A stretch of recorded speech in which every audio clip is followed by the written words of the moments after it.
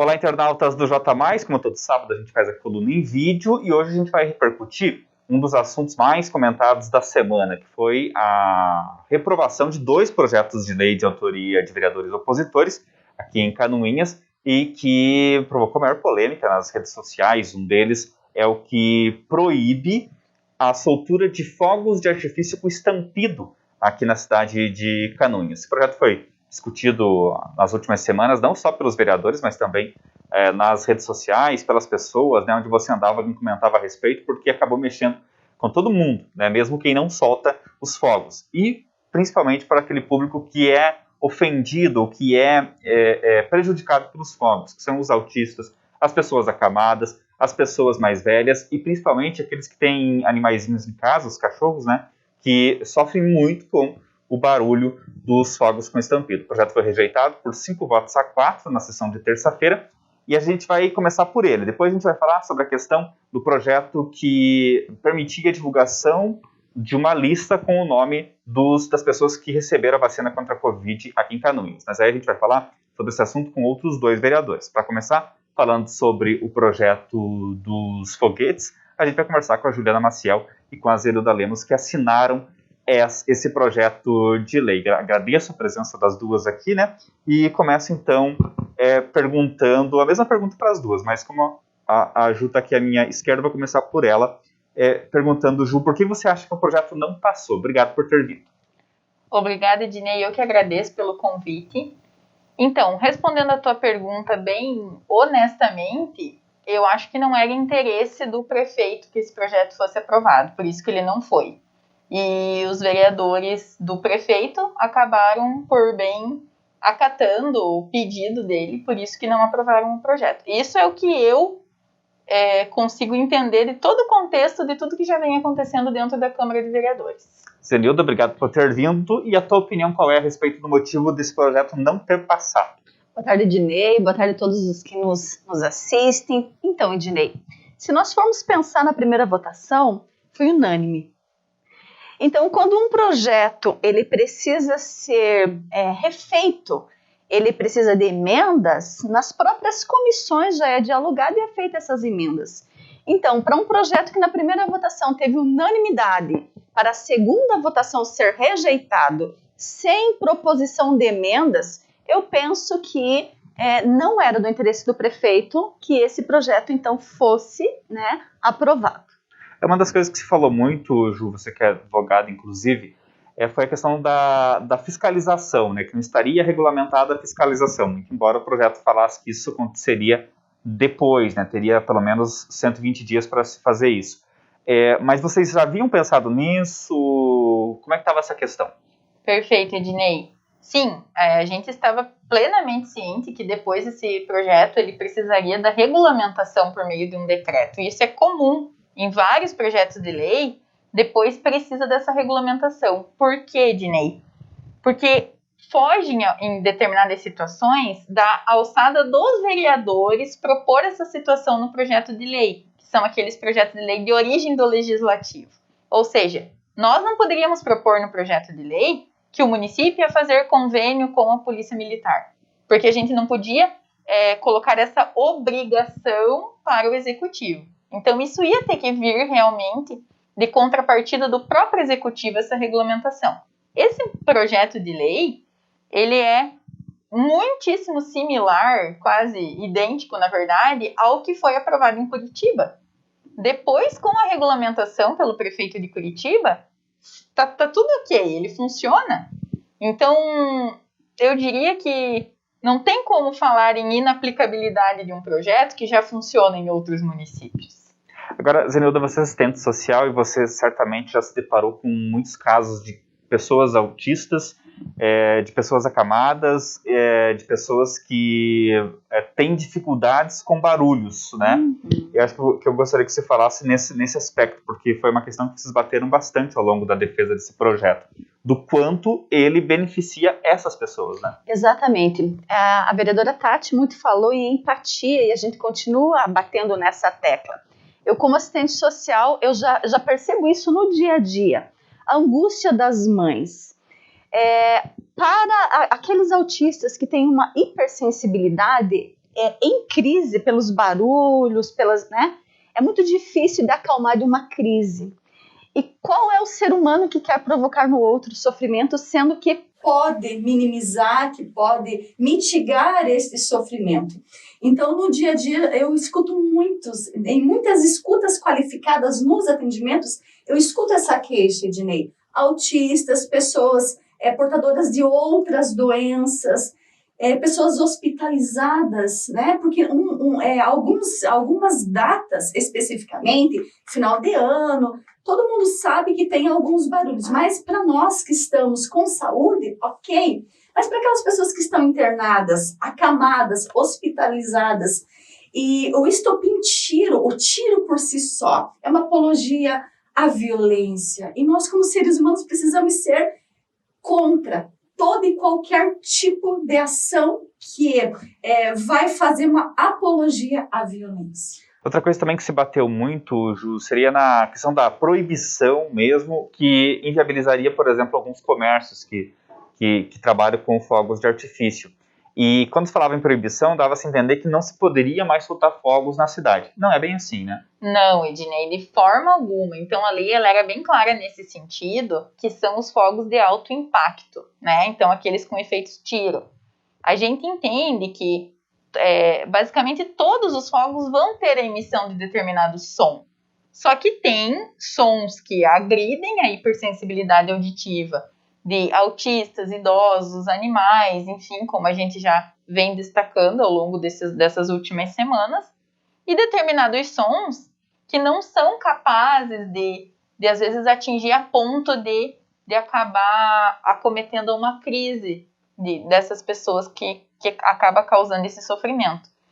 Então, o projeto de lei ele era claro nesse sentido. Não tinha proibição de venda de fogos de artifício, até porque nós não podemos propor algo nesse sentido, porque isso teria que vir da esfera federal, né, para proibir a venda, e sim o manuseio e a soltura desses fogos de alto impacto. Então, de forma alguma, o comércio ia ficar prejudicado ou sendo proibido de vender fogos de artifício. O que ia acontecer com naturalidade seria a procura das pessoas pela substituição dos fogos de alto impacto para os fogos de baixo impacto, que no decreto regulamentador, se tivesse sido aprovado esse projeto, o prefeito mesmo poderia elencar quais seriam essas modalidades de fogos, multas, enfim, o que ele entendesse necessário para a boa aplicação do projeto. Ok. Agora, o que é possível fazer, né? A gente sabe que nessa legislatura não vai ser possível apresentar outro projeto de lei nesse sentido, né? Vocês estudam alguma medida, alguma tentativa de fazer uma campanha de sensibilização, talvez? Algo nesse sentido, Zenildo? Então, Ednei, eu acho que vamos dar continuidade sim às campanhas, mas o que eu percebo? Muitas pessoas têm nos procurado, muitas pessoas têm dito assim: jamais eu tinha parado para pensar sobre o assunto. Foi um assunto, um tema que veio para reflexão, que as pessoas não tinham parado antes para pensar nesses impactos. Então, eu penso que essas discussões das redes sociais, as pessoas nos procurando, um abaixo-assinado que nós não podemos desconsiderar, mais de 900 pessoas assinaram esse abaixo-assinado. E depois outras pessoas procurando: eu quero assinar, eu quero divulgar, eu quero mobilizar. Então, só por aí a gente já percebe o engajamento da população. As pessoas estão vindo, estão se colocando solidárias, e nós temos algumas alternativas.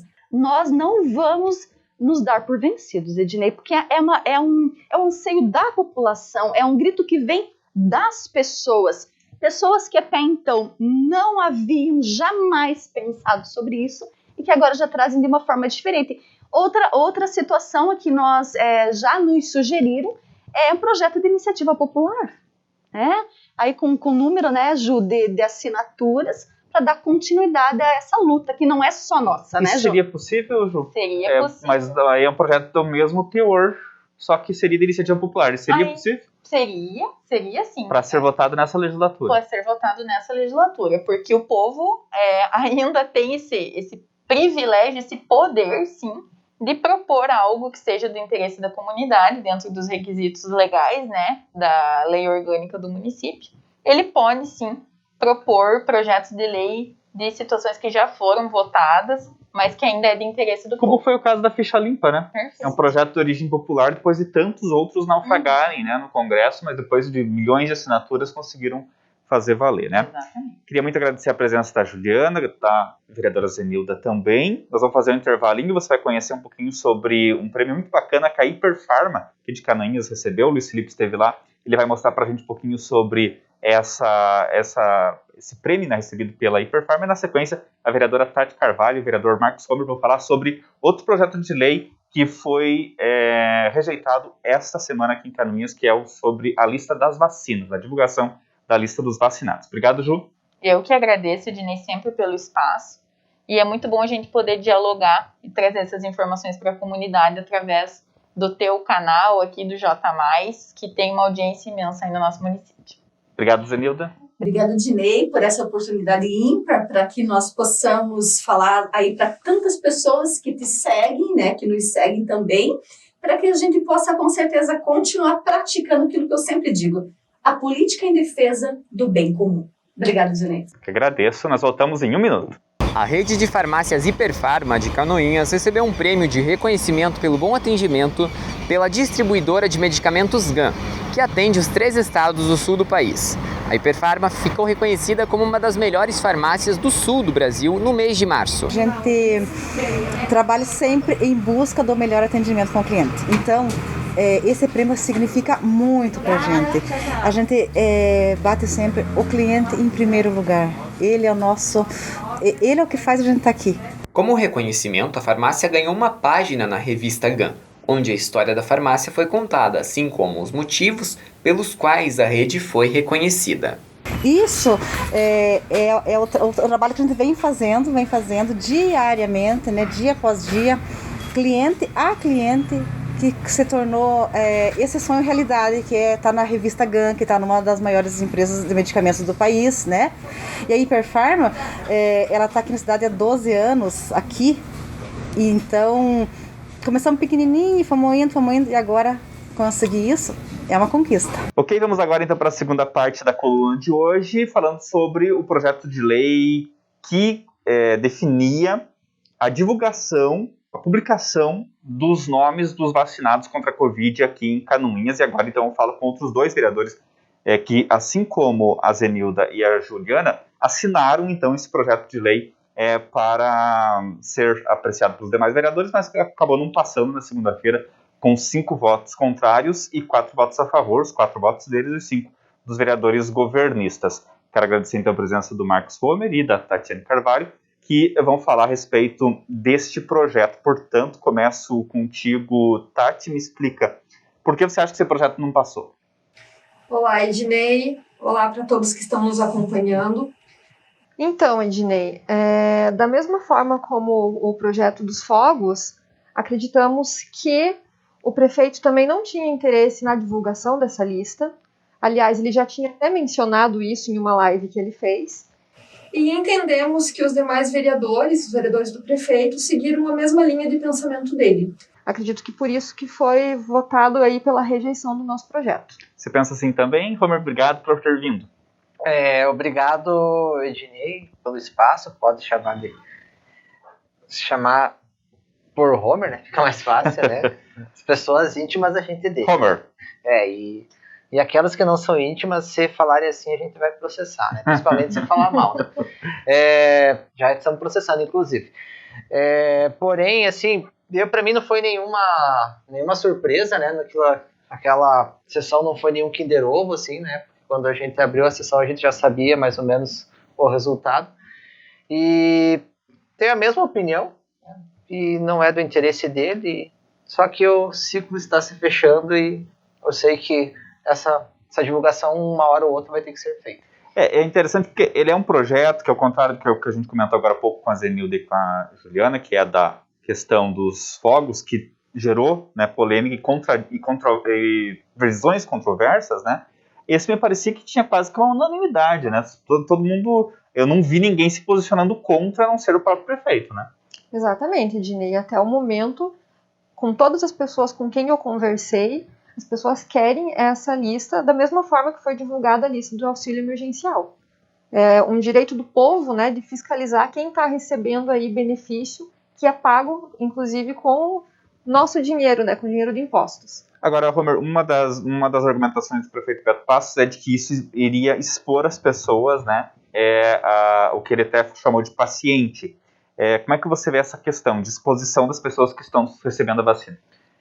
Pois então, Ednei, olha, conversei com muitos médicos, mas muito mesmo, e já vi inclusive manifestações, né, de organizações que representam médicos, e todos são unânimes em dizer que uma pessoa que recebe uma vacina é um beneficiário e não um paciente. Já a lógica é simples, né? Então a pessoa recebe a vacina para não ser um paciente, né?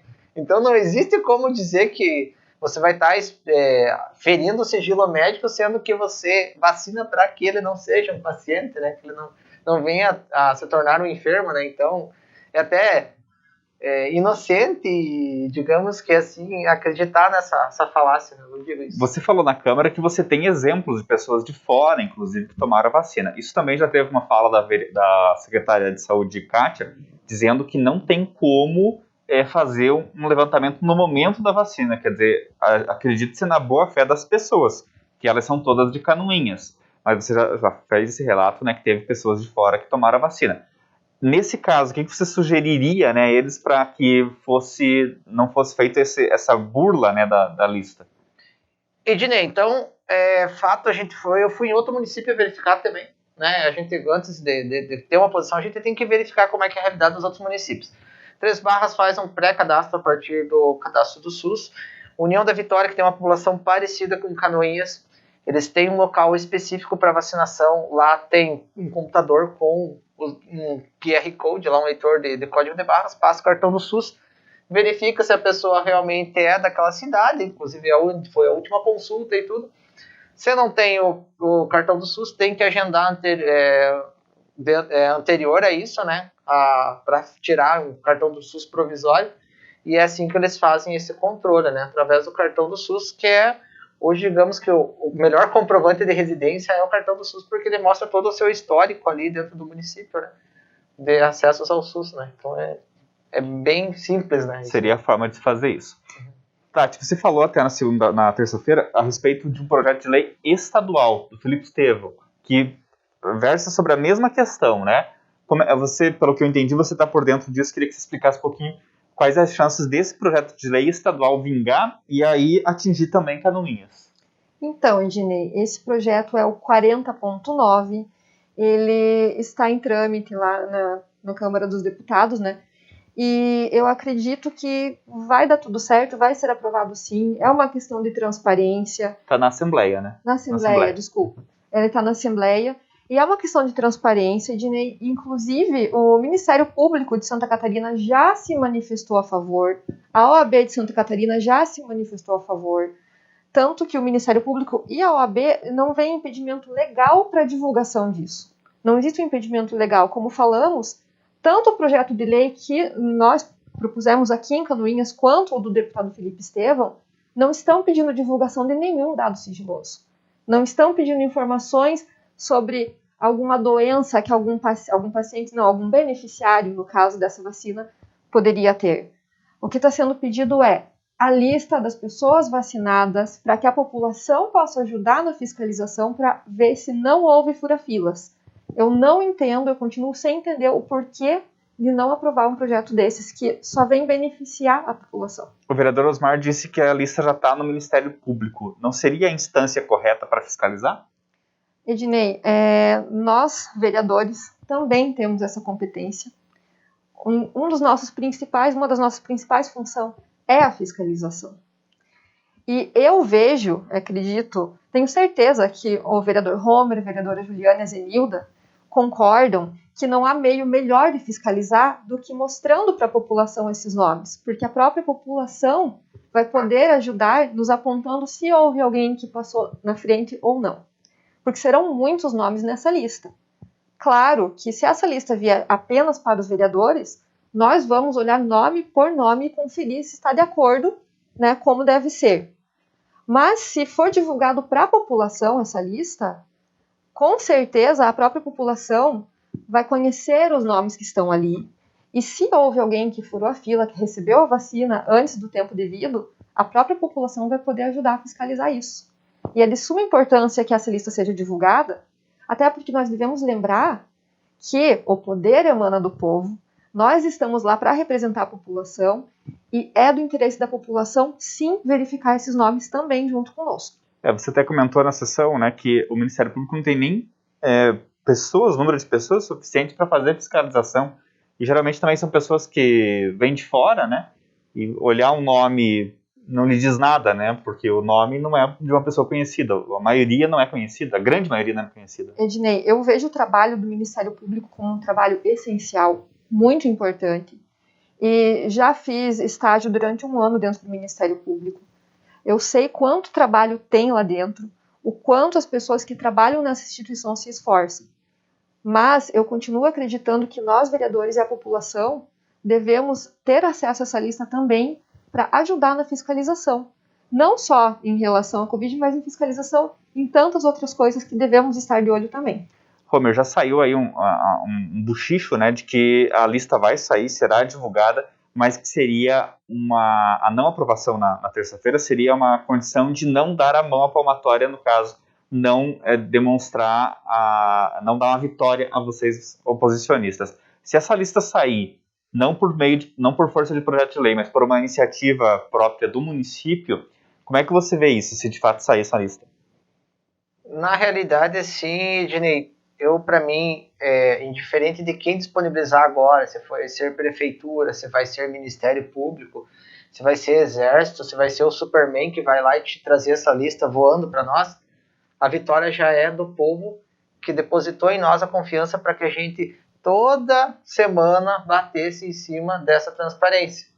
Então, por mais que eles queiram dizer, nós não demos a vitória para ele, a partir do momento que tiver essa lista disponibilizada, a gente vai já sentir que o povo de Canoinhas venceu, que ele fez pressão, que ele procurou a gente e que deu combustível para a gente ficar lutando cada dia em cima dessa lista. Inclusive de ir verificar questões durante a vacinação. Não vou mentir para você, Ednei, eu fui lá, tinha pessoas que pegavam e apontavam com o dedo, essa mulher não é daqui de Canoinhas, ela não sabia nem onde era o parque de exposição, eu tive que mostrar para ela onde é que era o parque de exposições. Então essas pessoas, elas estão clamando por isso, certo? Então, a vitória é do Canoinhas, não vai ser deles, não vai ser nossa, vai ser sim do Canoinhas, que quer transparência. Tá ok. Vereador Marcos Romer, vereadora Tatiane Carvalho, muito obrigado pela presença de vocês aqui. Obviamente que nos próximos dias a gente vai chamar também vereadores governistas para também dar a sua versão a respeito do porquê rejeitaram esses 2 projetos, já que o assunto ainda está bastante quente em toda a nossa sociedade. Obrigado pela presença de vocês dois, Marcos. Obrigado, Ednei. Obrigado, público. Obrigado, Tati. Obrigada, Ednei. Muito importante a gente ter espaço na mídia para que a gente possa mostrar para a população o nosso trabalho e expor, né, as nossas ideias, os nossos projetos e continuar lutando pelo bem do povo. Até a próxima.